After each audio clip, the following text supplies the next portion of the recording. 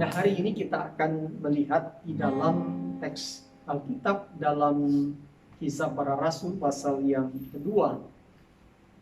Pasal yang kedua di dalam ayat yang pertama sampai dengan ayatnya yang ke-13. Dan saya akan membaca kepada kita semua. Di dalam ayatnya yang pertama, Lembaga Alkitab Indonesia memberikan judul tentang Pentakosta. Ayat 1, ketika tiba hari Pentakosta, semua orang percaya berkumpul di situ di satu tempat. Tiba-tiba turunlah dari langit suatu bunyi seperti tiupan angin keras yang memenuhi seluruh rumah di mana mereka duduk. Dan tampaklah kepada mereka lidah-lidah seperti nyala api yang bertebaran dan hinggap pada mereka masing-masing.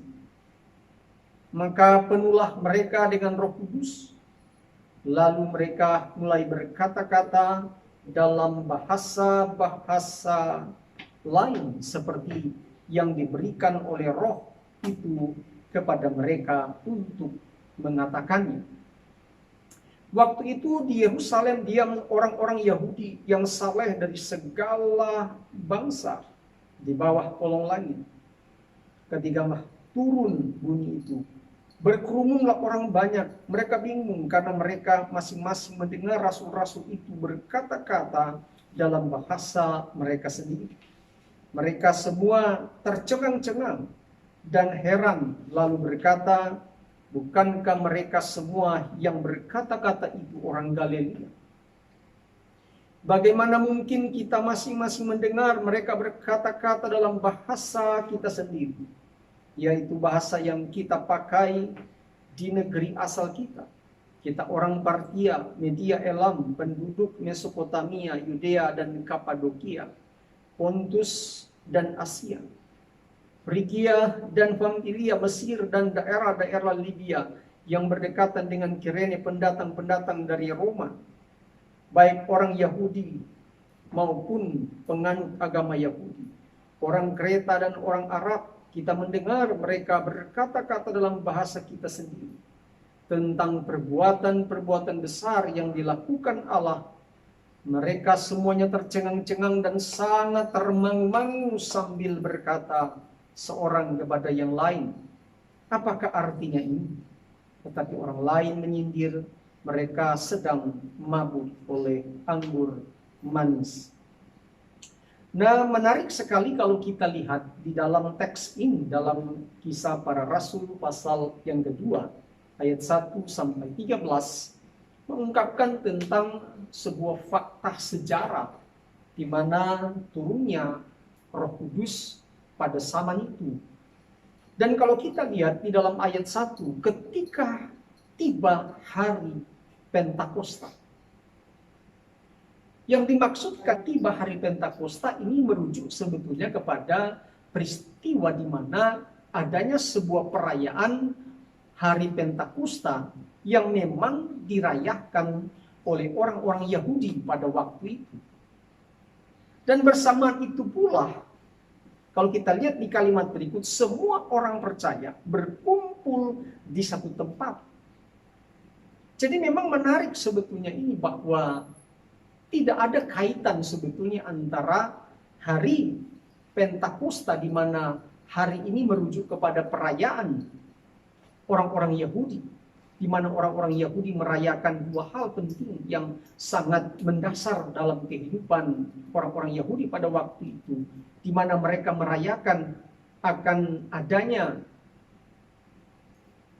perayaan hasil panen.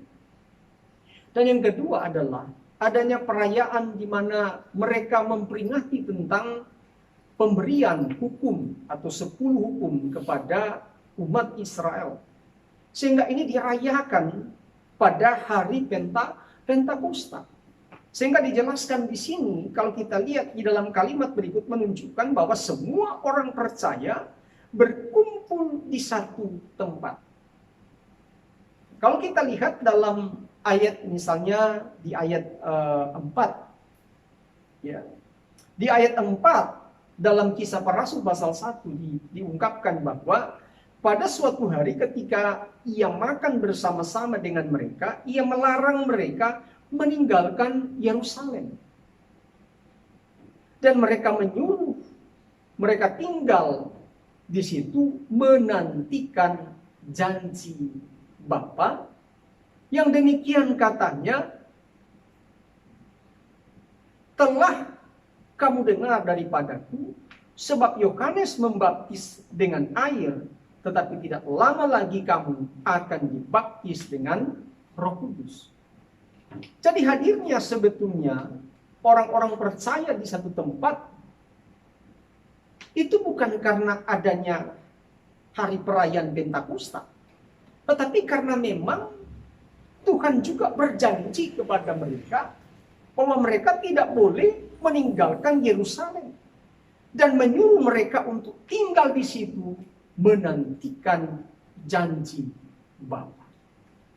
Sehingga kalau kita lihat di dalam ayat yang kedua mengatakan begini, tiba-tiba turunlah dari langit suatu bunyi seperti tiupan angin keras yang memenuhi seluruh rumah di mana mereka duduk.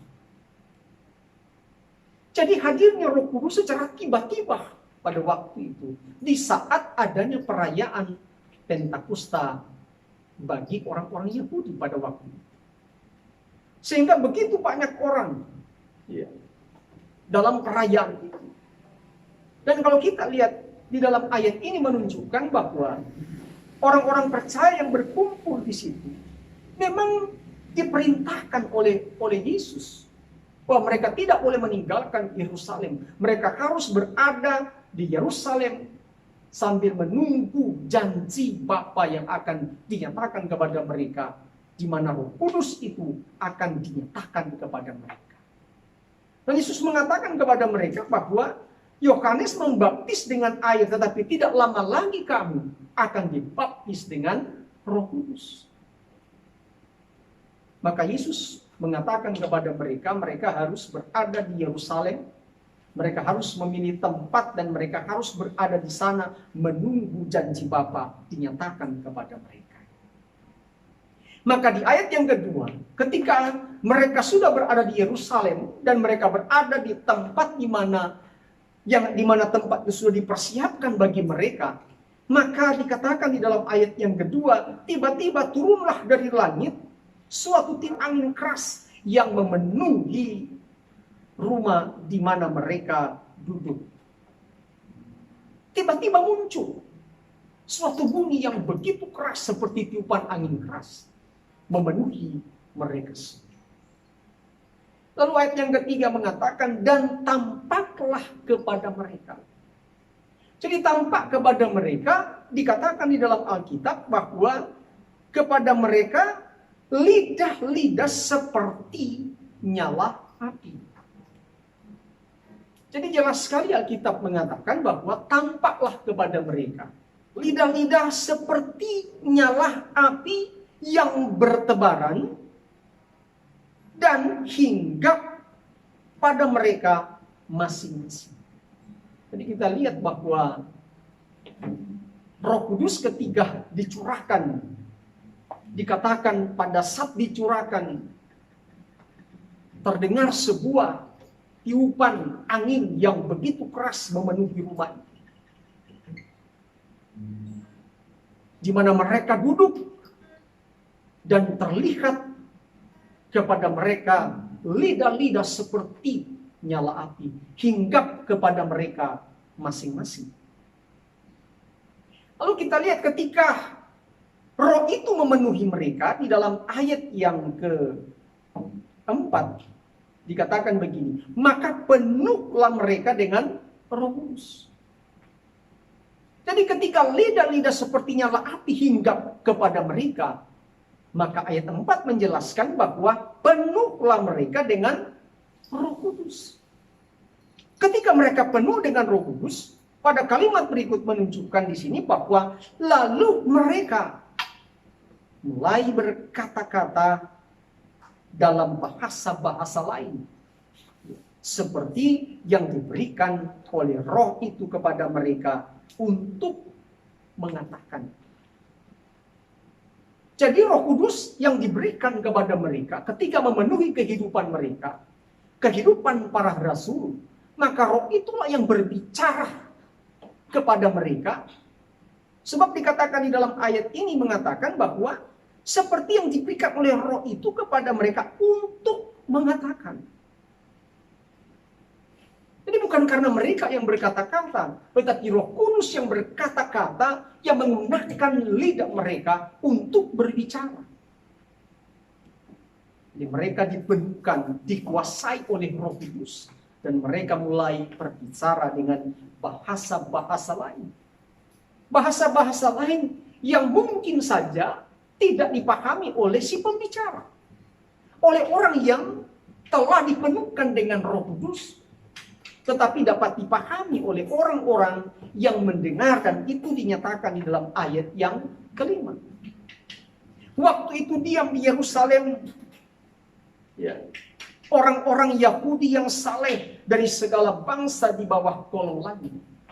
Ini menunjukkan karena pada waktu itu adalah peristiwa di mana mereka merayakan hari Pentakosta. Jadi semua orang-orang Yahudi yang mengalami diaspora itu harus kembali ke Yerusalem. Ketika orang-orang banyak yang terdiaspor tadi kembali ke Yerusalem, maka dalam peristiwa itu kalau kita lihat di dalam ayat yang kelima, waktu itu di Yerusalem yang orang-orang Yahudi yang saleh dari segala bangsa di bawah kolong langit. Dari segala bangsa, kalau kita lihat di ayat 6 dan seterusnya. Ayat 6, ketika turun bumi itu, berkerumunlah orang banyak. Jadi pada saat juga mereka berkumpul untuk merayakan hari Pentakosta, pada saat itu juga orang-orang percaya berkumpul di satu tempat. Dan ketika mereka mendengar bunyi, mereka menjadi bingung. Ketika turun bunyi itu, berkerumunlah orang-orang banyak. Mereka bingung karena mereka masing-masing mendengar rasul-rasul itu berkata-kata dalam bahasa mereka sendiri.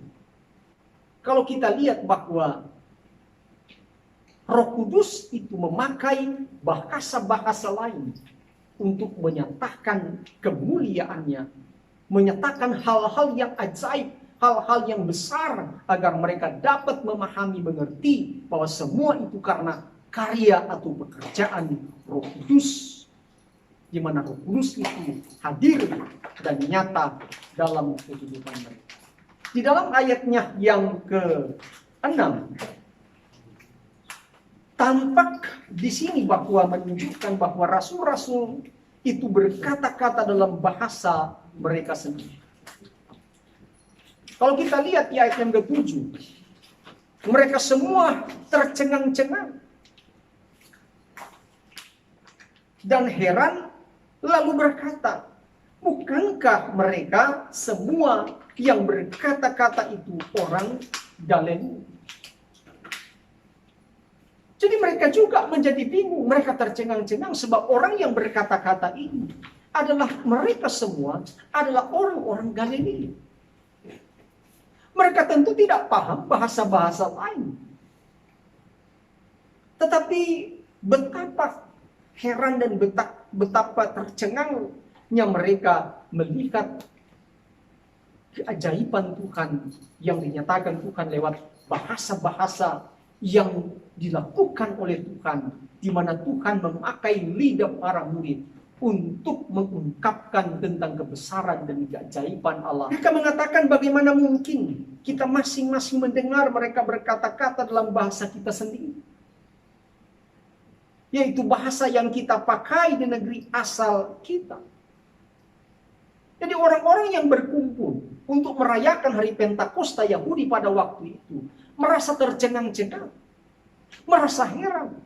Lalu mereka mulai berpikir, bagaimana mungkin mereka berkata-kata dengan bahasa-bahasa di mana mereka tinggal. Nah, bahasa-bahasa yang kita kenal di dalam ayat 9 kita lihat di mana para murid mulai berbahasa, dan bahasa-bahasa itu dipahami oleh orang-orang yang berkumpul pada waktu itu. Mereka mengatakan kita ini orang Partia, Media, Elam, penduduk Mesopotamia, Yudea, Kapadokia, Pontus, Asia, Frigia, Pamfilia, Mesir, daerah-daerah lain, Libya, berdekatan dengan Kirene, pendatang-pendatang dari Roma, ya. Baik orang Yahudi maupun penganut agama Yahudi, orang-orang Kreta, orang Arab, kita semua mendengar mereka berkata-kata dalam bahasa-bahasa kita sendiri tentang perbuatan besar yang dilakukan Allah. Ada kurang lebih 17 bahasa di mana para murid ini berbicara tentang perbuatan-perbuatan besar yang dilakukan Allah. Sehingga mereka mulai menjadi bingung. Ini menunjukkan kepada kita bahwa Allah juga berkarya dan memulihkan setiap bahasa, di mana setiap bahasa ini dapat dipakai oleh Allah untuk menjadi saksi bagi kerajaan.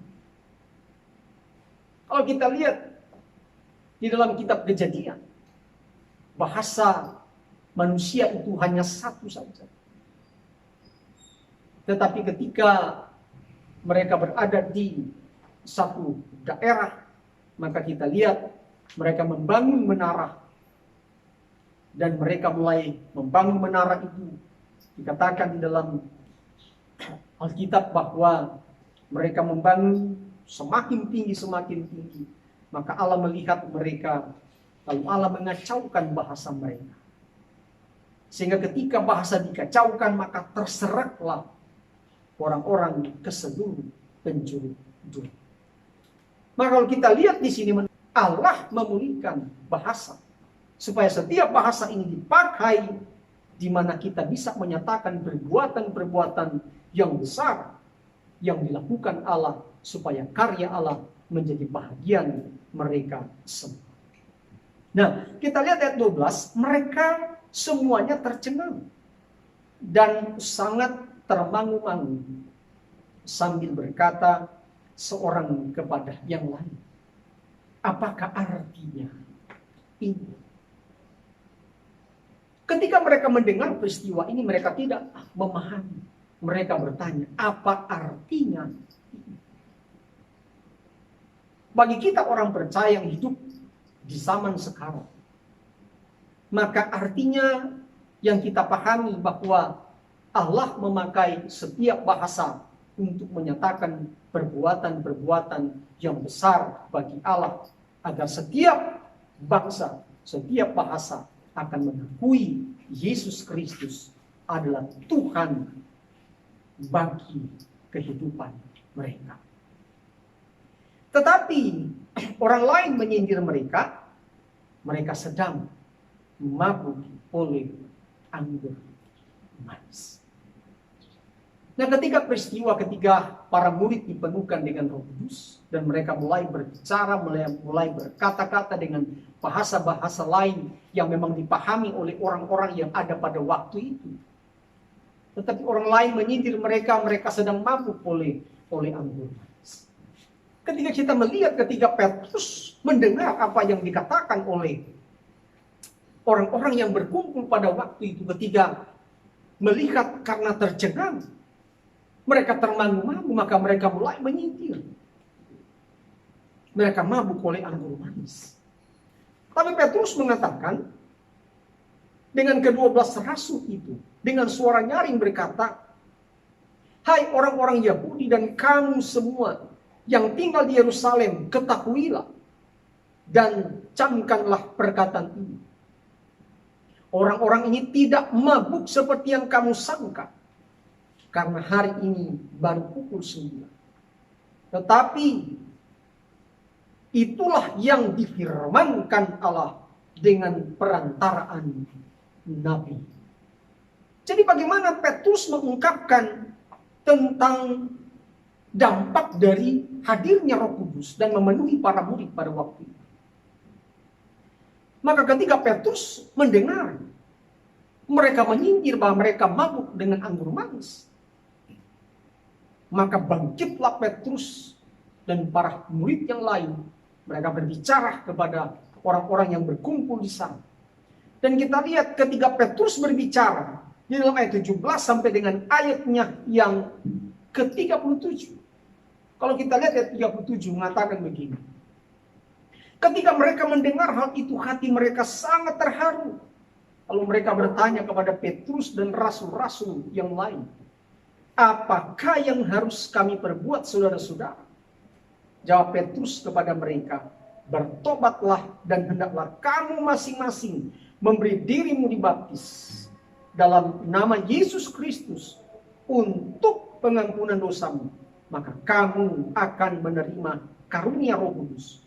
Sebab bagi kamulah janji itu, dan bagi anak-anakmu, dan bagi orang yang masih jauh, yaitu sebanyak yang akan dipanggil oleh Tuhan Allah kita. Dan dengan banyak perkataan lain, ia memberi suatu kesaksian yang sungguh-sungguh, dan ia mengecam menasihati mereka. Katanya, berilah dirimu diselamatkan dari angkatan yang jahat ini.